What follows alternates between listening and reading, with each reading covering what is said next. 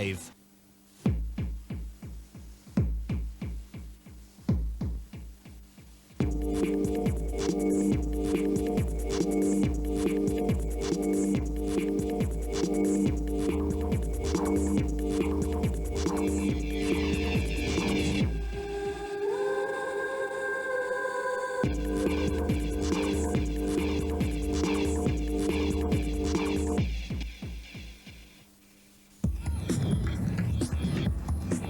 Two weeks after the opening round in Napa Valley, California, the Diesel-UCI Mountain Bike World Cup heads due south to Sydney, Australia, for round two of the men's and women's cross-country championships at the Fairfield City Farm.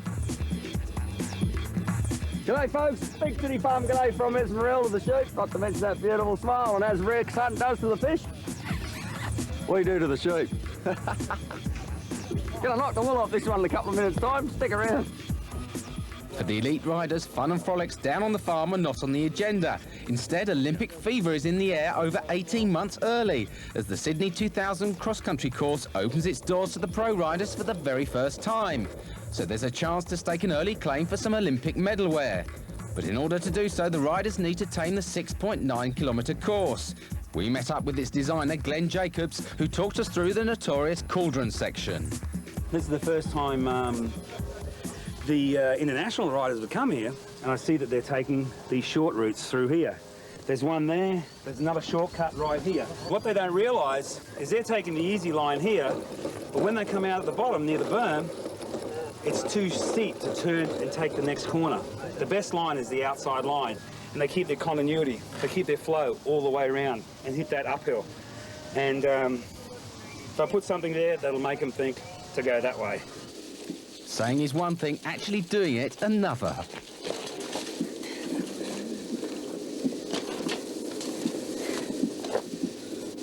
Should try that again. I think so. Give it a shot. Outside line, but too many rocks. Actually got to go on the far left-hand side. We'll see. She's going to give it another go.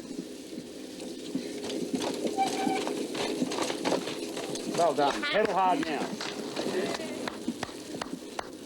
It's very exciting. You know, you're constantly turning, you're shifting, you're climbing, you're descending. You know, as long as it stays dry, I think it's a good course and it's going to be an exciting race. At the start, you have heard the Well, the Olympic course has attracted a great deal of interest from the riders, but strangely enough, the only top females not to make the trip to Sydney are the reigning Olympic champion Paola Pezzo and Britain's Caroline Alexander. But still, 40 riders are here.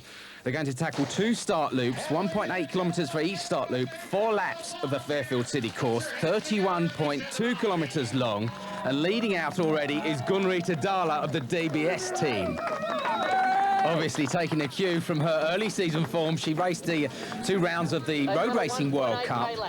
Fabulous results there, 7th in the first race in Canberra and 2nd in Wellington. Marvellous riding from the woman in the picture now. Number 2 rider riding for DBS, the all-black strip, very, very prominent there. Mary Grigson, number 16, just behind her. In the white with the green and yellow stripe. Aussie rider, she'll obviously be hoping to do well here. And I think that's Alison Dunlap in the red and blue leaders jersey, Diesel leaders jersey, just behind Gunrita Dala. Lots of people in the crowd today. Weather quite good. It rained actually. In fact, it rained for 2 days before the race today. And the riders doing 2 start loops, and already after the 2 start loops, it's Alison Sider, the Volvo Cannondale rider, in the lead. She really does love going from the gun. Marvellous rider, has been riding since 1987, started out on the road and actually switched to mountain biking because she felt that she wouldn't be able to do well on the road because it was too hilly, would you believe? My word. Obviously riding very well now, one of the best descenders on the Women's Cross Country World Cup circuit, now being followed by Alison Dunlap. That's the leader's jersey in the Diesel-UCI World Cup, red and blue.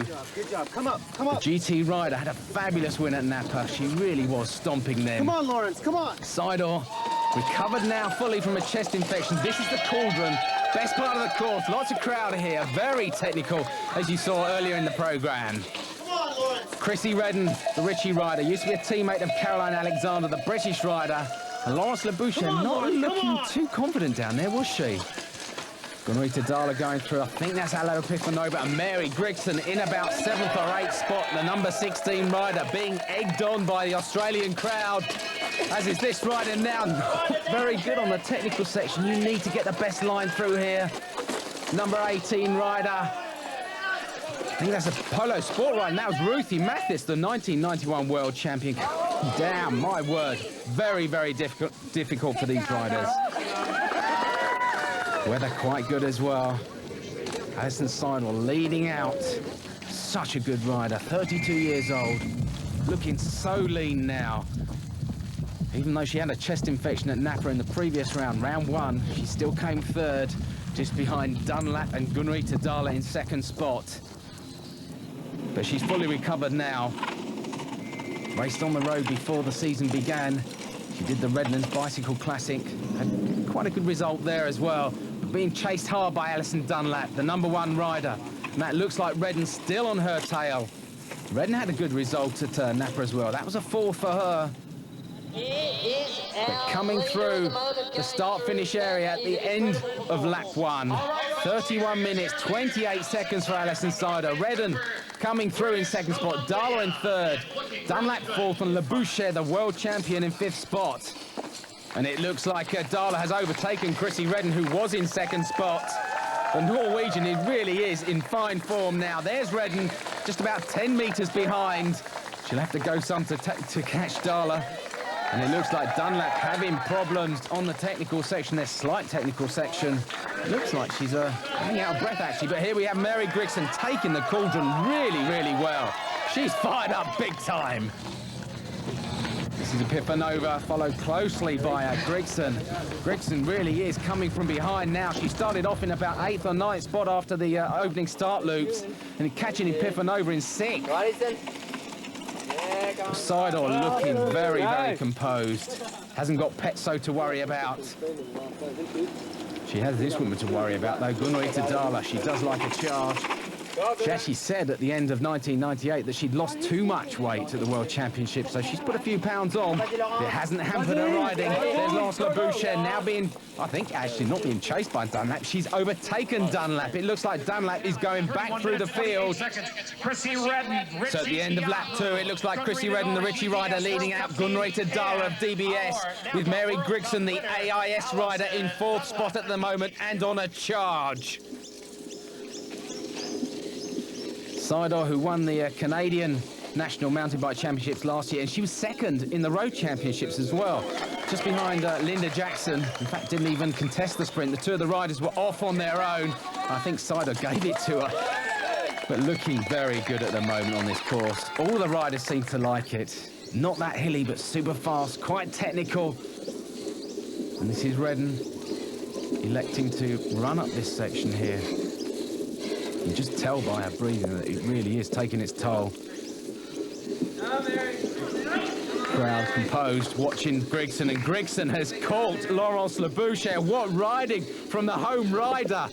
Caught the world champion, who came 7th at Napa Valley, but Grigson is on a charge now. Will she be able to catch this woman, A.Sydor?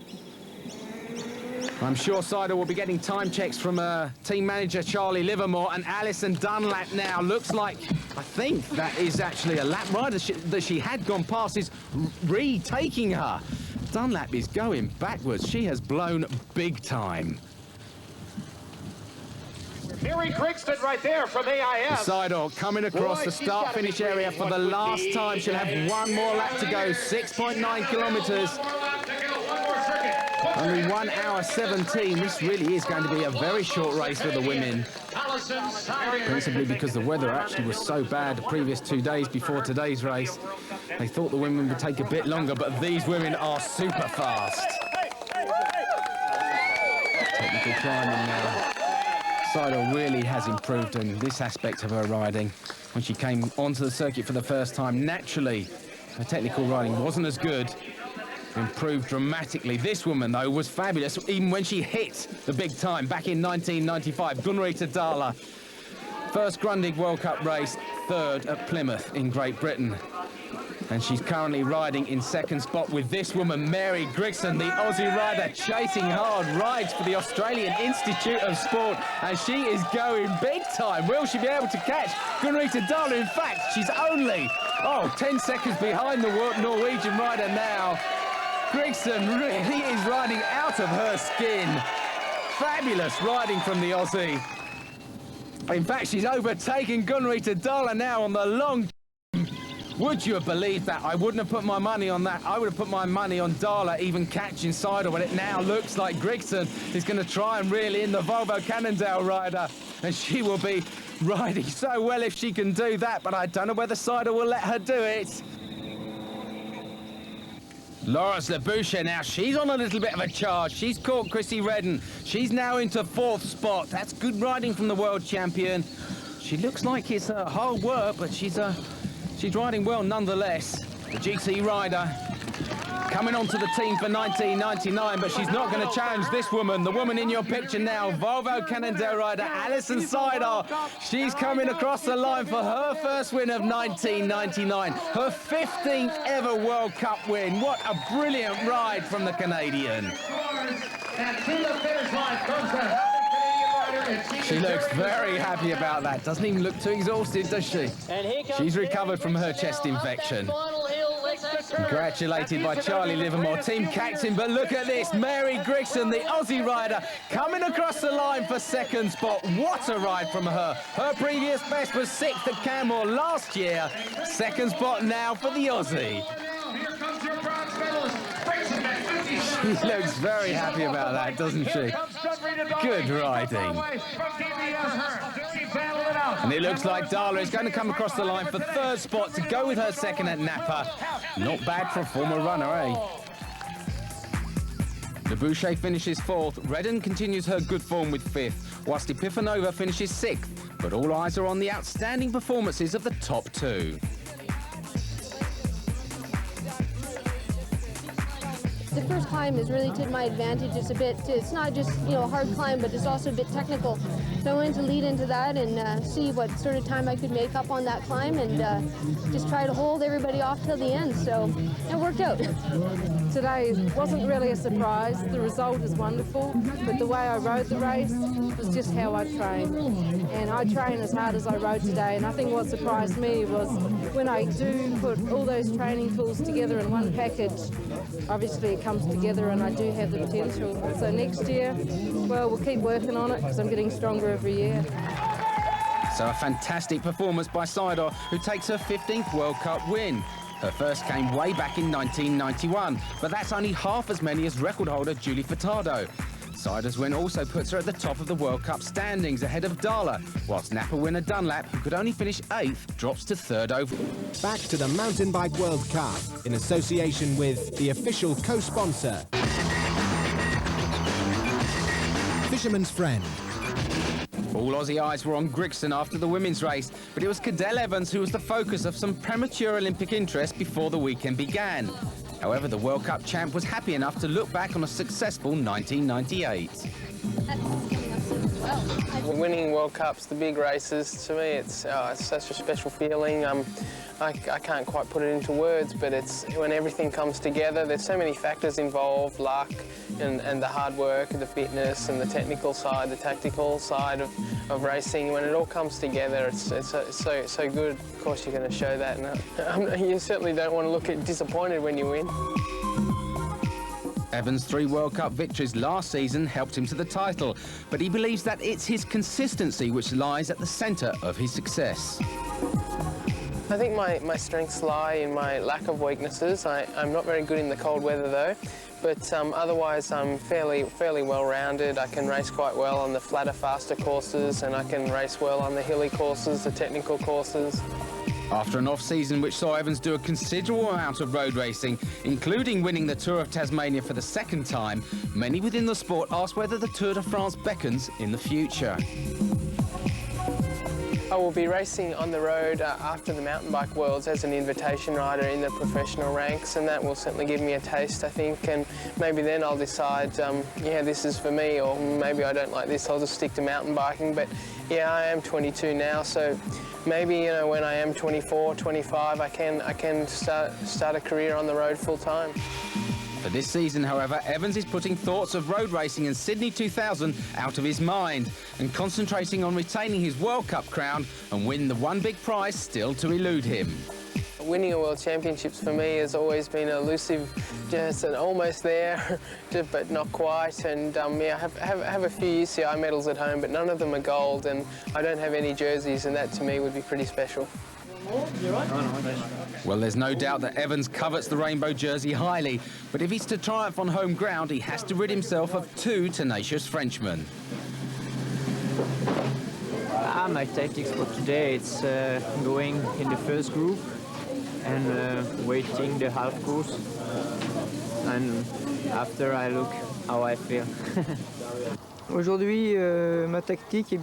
Today my tactic is to follow Cadel Evans everywhere. Stick behind him, and afterwards possibly I'll attack him at the end. But the race is hard and very long, and I think the rider who wins today will be the one with the strongest legs. Back to the Mountain Bike World Cup. With the Volvo V70 cross-country all-wheel drive.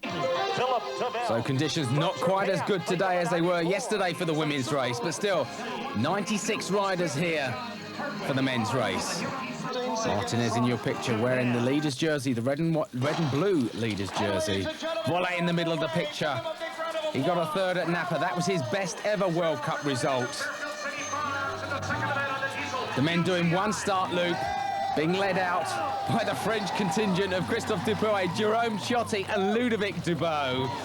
My word, these French riders are really very, very good indeed. But they're doing one start loop, followed by 7 6.9-kilometre laps. And I think that looks like the American Eagle rider, Raul Paulison, leading out from Christophe Sousa, the Volvo Cannondale rider. This race is going to be very, very fast indeed, believe me. These guys can ride. And already the winner from the first round at Napa Valley, Miguel Martinez, wearing the plate of #1, leading his former teammate out, the world champion, Christophe Dupuy, number 19. He didn't have a good race at Napa, punctured on about the 4th lap.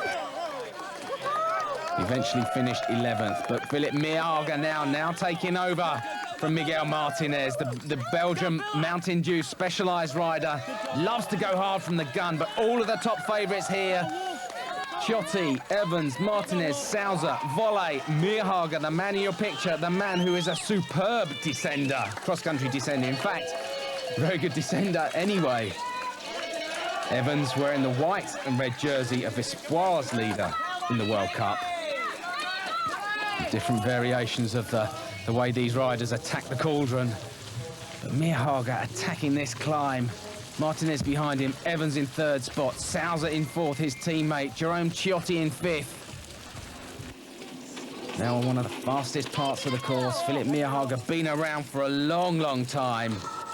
Been racing since 1988, and these riders coming across the line after their first lap, and it looks like a group of about 14 riders, and they're coming over the line in just under 24 minutes. That really is very, very fast indeed. Conditions, as I say, slightly different from yesterday for the women. More overcast, still about 23 degrees, but Martinez determined to put his stamp on this race. Dupuy as well, Evans not letting the riders go. And all very neat down the cauldron, aren't they? Great riding, great technical riding at speed, but it looks like Evans has taken over from Meerhagen and Martinez at the front. Dupuy there, didn't see Martinez going through. These are some of the back markers in the race. Jesper Agergaard there, the B1 rider, going through your picture. And I don't think that guy took the cauldron very well, did he? Number 16, yes it is. Wrapped up his front wheel. Number 11, Philippe Meerhagen. But it looks like Jerome Ciotti now leading these riders out over the start-finish line for the start of the 3rd lap. Jerome Ciotti, he was the rider who came to Australia in 1996 and won the World Championships. Really surprised everyone. They thought it was going to be some other French rider like this man, Ludovic Dubois. and indeed Christophe Dupuy or Miguel Martinez. But it was Jerome Ciotti who won that race at Cairns. Mierhager looking good at the moment, being chased down by Christophe Sauser. Lost a lot of weight for this season. He joined the Volvo Cannondale team. Looks like he shed a few pounds. He didn't really have that much to lose. But now it's, look, what, 12, 13, 14 riders, and it looks like Grégory Vollet at the back of that group, the Bianchi Martini rider.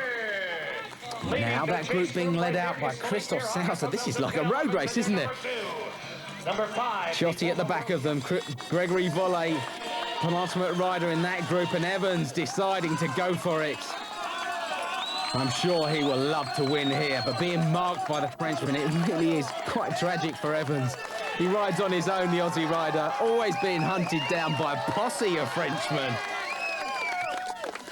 But not bad for a 22-year-old rider. He's already won the World Cup in 1998, third in 1997, his first full season, but it looks like this group being whittled down now, and Grégory Vollet going through to the front of them. Is anyone going to mark this man? He came third at Napa, and he was very comfortable with that position. Looks like Christophe Dupuy onto his back wheel, obviously sees him as a threat. And indeed, it looks like he is a threat. It looks like he's got a bit of a gap on that pack that he was with, and it looks like he's really going for it now. Got a gap of about 10 metres over Christophe Dupuy and Evans, I think it was, in third spot. And in fact, he's opened up his gap now. It must be all of 100, 200 metres over a chasing group of Christophe Sauser, the Volvo Cannondale rider, the former downhiller, came 15th at the 1993 Junior Worlds downhill, but Vollet leading now, 22 seconds in front of Sauser, Dupuy, Evans. This man is on a charge. He's looking very good as well, isn't he? Like most of these cross-country riders, extremely light, just under 60 kilograms. Almost as light as some of the women riders. But being chased by a combination of Christophe Sauser, number 8, Evans, Christophe Dupuy, Dupuy on Sauser's wheel. And it looks like Evans is letting Martinez come through. Martinez doesn't want to do that. He said beforehand that he's going to stick to Evans' wheel, and he was doing that. Ludovic Dubois, Martinez's former teammate, just at the back of that group. They've whittled them down, but it's this man, Grégory Vollet, who's really taken the bull by the horns now. He's only got one lap to go, and he's got a gap over this threesomes. Evans, Dupuy, and I think that was Christophe Sauser. It is indeed. Evans on the front, Sauser behind Dupuy. Martinez just trying to hang on there with his former teammate Dubois just on his wheel, but they're going to have to go some to catch this man, Grégory Vollet. I'm surprised actually that they let Grégory Vollet go. He really was on top form at Napa, and the group behind him should have known better than to let this Frenchman go. He wants to do well here. Actually said that at the beginning of the season that he left the Giant team because he was scared, he was tired of riding in the shadow of Rune Højdahl and Lenny Christensen. Well, he's not riding in their shadow anymore. Grégory Vollet, the former cyclocross rider, first started mountain biking back in 1996.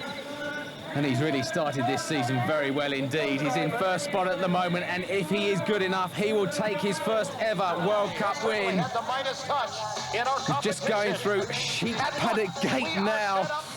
A strange name for an area of the race, but there's the group behind him, 4 or 5 riders. They're not going to catch Vollet now. I'm sure they're not going to catch him.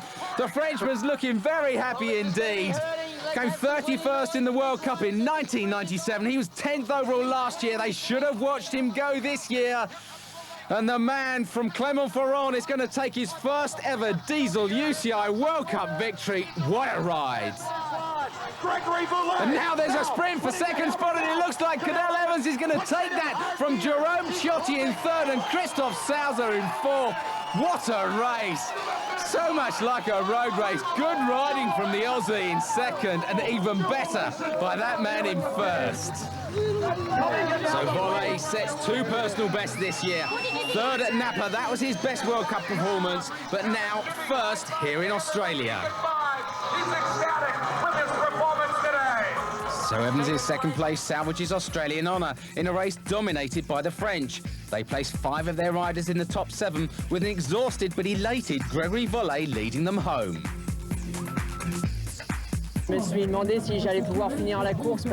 I asked myself if I could even finish the race because I was hurting really badly.